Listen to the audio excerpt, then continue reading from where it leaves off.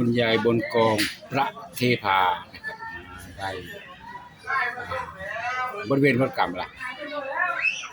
ไม่เจ็บไม่ปวดนะครับคุณยายบนกองพระเทพา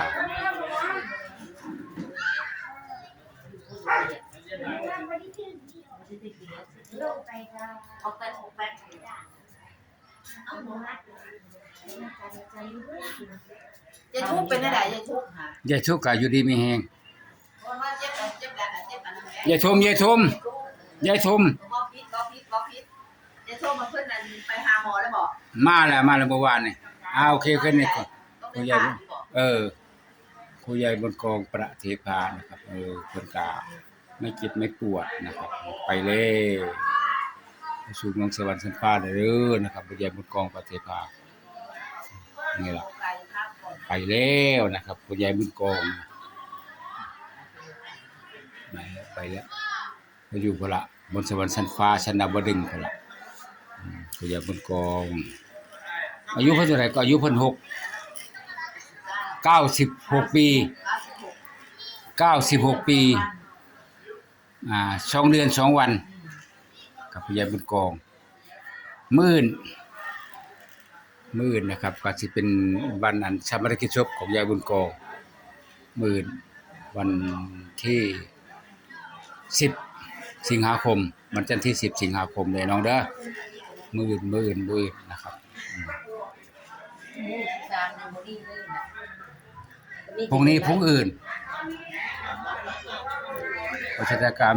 ทำการชาปนกิจศพของยายบนกองพระเทพานะครับวันนี้แข่งเรือเขาก็มาหลายแล้วมันฮะ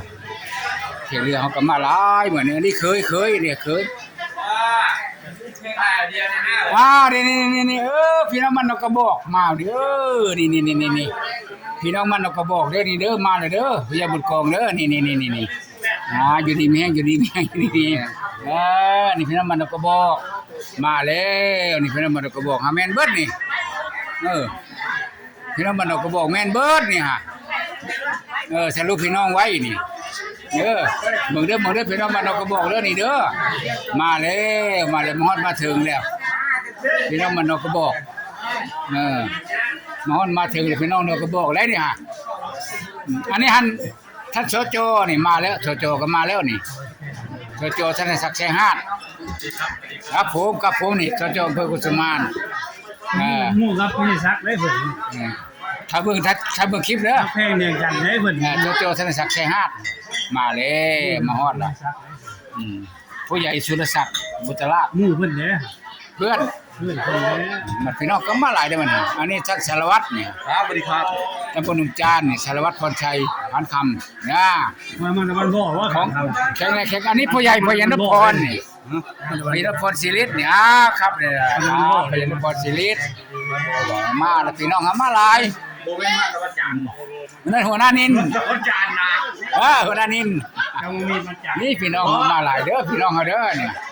แขกเรือเขาก็มาหลายมื้อเนี่ยแขกเรือมาเยอะนี่เดี๋ยวประชาภาพเอาพี่น้องมันนกกระบอกก่อนถ้าภาพเอาพี่น้องมันนกกระบอกก่อนพี่น้องมันนกกระบอกมาเนาะนี่พี่น้องมันนกกระบอกอันนี้ลูกหลานอันนี้นี่จะว่ากันลูกหลานพี่น้องมันนกกระบอกเพิ่นมาแล้วมาฮอดแล้วอันนี้เพื่อนชีวิตปฏิภาอาชีพจักพี่น้องมันก็บอกเพื่อนอันนี้พี่น้องมันก็บอกได้เนี่ยเนาะเบิ่งหน้าก็รู้นี่พี่น้องมันก็บอกนี่เบิ่งเด้อนี่เด้อพยายามพาม่วนเบิ่งได้นี่สิส่งคลิปไปเขาให้มาเห็นแต่มาบัดนี้พี่น้องมันก็บอกที่คุณมาเมื่อน่ะก็สาวเลือดน่ะคุณคือเจ้าเฮ็ดหยังใช่คนที่ไม่เขานั่นให้บุญบ่เขาเรียกบุญช่วยรักทำบุญช่วยรับไปพบกันพูดกันวัดคุยด้วยสิถามแล้วคุยเรื่องอื่นน่ะลืมซะเพิ่นไปสู่สุคติล่ะช่วยรับหาช่วยพญาตินไปนี่แหละเนี่ยพี่น้องบ้านเฮานี่ล่ะมาฮอดมาถึงเดียวพี่น้องบ้านเฮาเฮ็ดได้เนาะก็ต้องเฮ็ดอีสานเนาะก็ต้องเฮ็ดอีสานคะแนนบ่ล้มบ่ตายแล้วบ่เห็นเดียวบ่ไอ้น้องบ่เห็นแล้วบ่เห็นได้เราบ่ส่งเข้าชาว พื่อนทีมเสาลักเหรอบ่ เออ คนมันเป็นเป็นยังมัน ตายนี่แหละ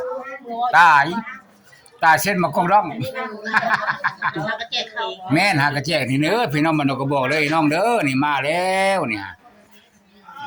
พี่น้องบ้านนอกก็บอกแท้เฮาเลยนี่มาฮอดมาถึงแล้วคุณยายเด้อคุณยายบุญกองเด้อพี่น้องนอกก็บอกเฮามาแล้วบัดนี้เป็นหน้าเห็นตาอย่าไปถามนะบัดนี้มาแล้วพี่น้องนอกก็บอกเฮาพุ่นพี่ใหญ่หั่นพี่ใหญ่เพิ่นมาฮอดก่อนหมู่พี่ใหญ่พุ่น เราไปพูด พี่ใหญ่แล้วพุ่น ปิดหน้ามาก็พูดเลยนะ เออ บัตรนั้นแล้วกัน ลุงโพนพี่ใหญ่เฮาล่ะหั่นตระกูลใหญ่บ้านนอกกระบอก พูดแล้วรถบุญลายนะ ม่านนั่นแหละลุงโพนล่ะฮะเฒ่าแก่ใหญ่บ้านนอกกระบอกปิ้งเลยลูกดำมัก เฒ่าแก่ใหญ่แล้วฮะเนาะ จำแล้วเขาได้อยู่บ่เนาะ จำบ่ได้ดอกตัวฮะเราฮู้จักแต่เฮานี่ล่ะเฮาคนกว้างคนดังลุงโพนลุงโอนน่ะลุงโอนบ่รู้ดอกพี่น้องจอยไอโอนเป็นคนที่3คนที่4ไอ้ดิ้งตุ้มข่อยนั่งเลี้ยงขา เพิ่นเอาเมียบ้านพักกำพู บ่ดิ้งกูแล้วว่าพอกัน เพิ่นเอาเมียบ้านพักกำพูพูน ดิ้งกูแล้ว เด้อ อยู่ปนาบ่ เอาพี่น้องมันก็บอกเขาก็มาได้บัดนี่ฮะพี่น้องมันก็บอกมาฮอดแล้ว แต่ดิ้งเขาคนใดจุดนั้นบ่จักกูดิ้งบ่จักจักปีแล้วบ่ดิ้งเสีย นี่แหละยามเจ็บยามเป็นยามตายจะเห็นหน้าเดียวเนาะอายเนาะบ่ซั่นก็โอ้บ่มีเวลามาหาเดียวเฮ็ดได้ซะความยากนี่ล่ะยากการยากงานยากนำครอบครัวนี่แหละเนาะแล้วมันกายจะเห็นเดียว กูสิใส่แว่นเด้อกูบ่จักเด้อ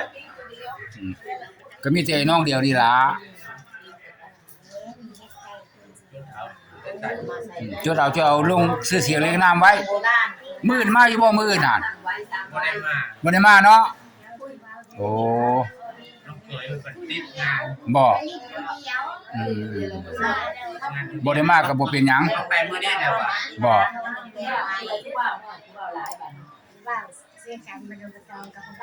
พูดมีผู้บ่าวอีกอย่าเทียมนั่นนี่อย่าเทียมแท้จริง สมัยตะกี้ นี่อย่าเทียมแท้จริงนี่ เอ้ยบุญกอง โอ้ เรา บ่ฟื้นความหลังเนาะ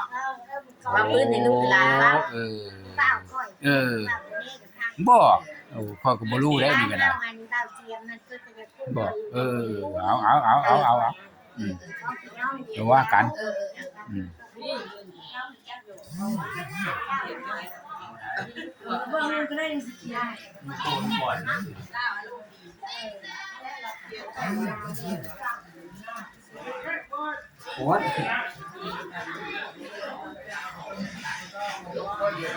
พี่น้องเขาก็มาหลายพี่น้องก็มาตุ้งโฮมตรวจชุมตุ้งโฮมพี่น้องเขาก็มาหลายหมู่ตรวจชุมตุ้งโฮมหลายเยอะ